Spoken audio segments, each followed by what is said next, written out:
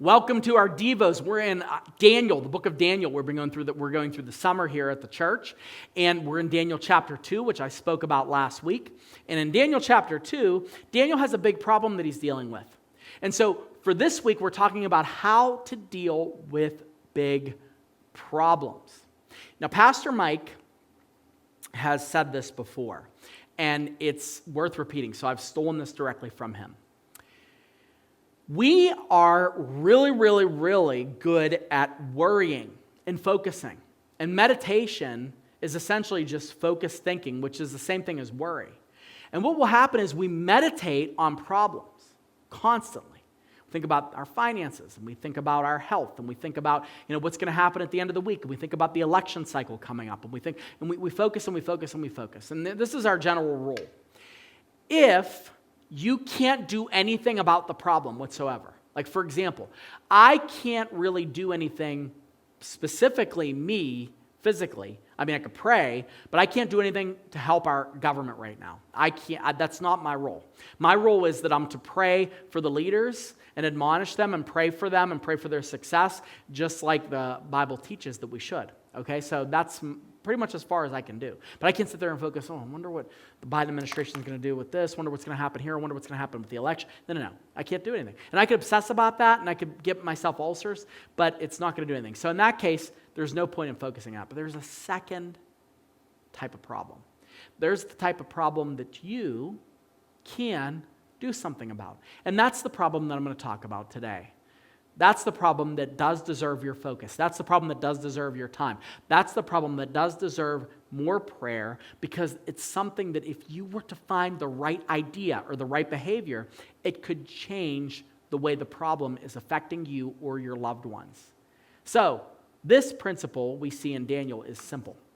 Do not let inaction lead to destruction. Do not let inaction lead to destruction.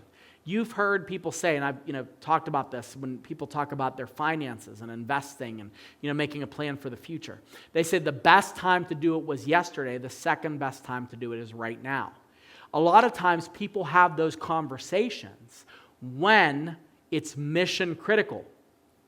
People have conversations about their health when they are laying on a table and the doctor's like, hey, your heart is really bad and we have to have bypass surgery. And you're like, well, what should I do? Well, what you should do is invent a time machine and go back 60 years and quit smoking. And that is not profitable. That conversation is not profitable. So most of the time, our inaction when it comes to problems that we see in the horizon causes us destruction. And if Daniel would have done that in Daniel chapter 2, it would have led to his destruction, because the king has a dream. He's disturbed about the dream. He wants the dream to be interpreted. And he says, if the dream is not correctly and properly interpreted, I'm going to execute all of the people on the wise counsel, including Daniel. In Daniel chapter 2, verses 13 through 14. It says, so the decree went out, and the wise men were about to be killed. That includes Daniel.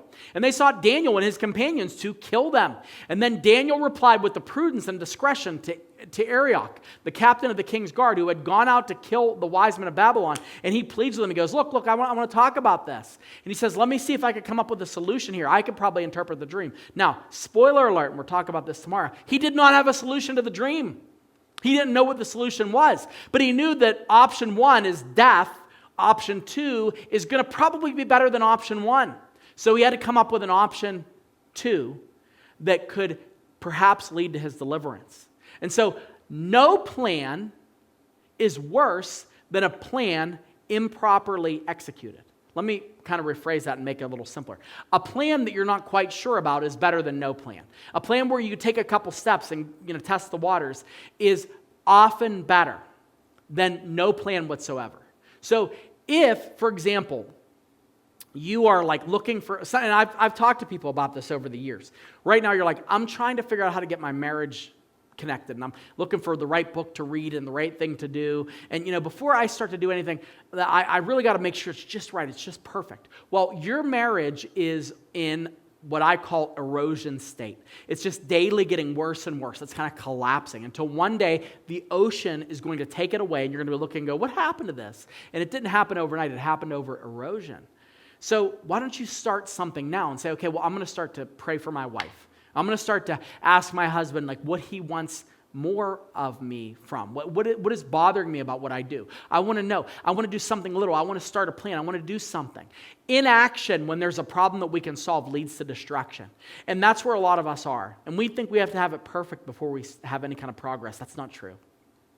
I want to encourage you today. If you're facing a big problem, what can you do? What problem can you solve? What can you start to put in direction? If you're like, well, my health is out of control, Pastor Sam, and I'm pre-diabetic, I got these numbers back. Okay, well then maybe the first plan is you're just going to skip dessert. Like, oh, I don't know that. I know the doctor wants me to do that right away. No. Listen, you know the right things.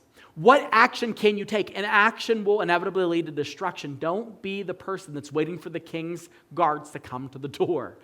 Take action today.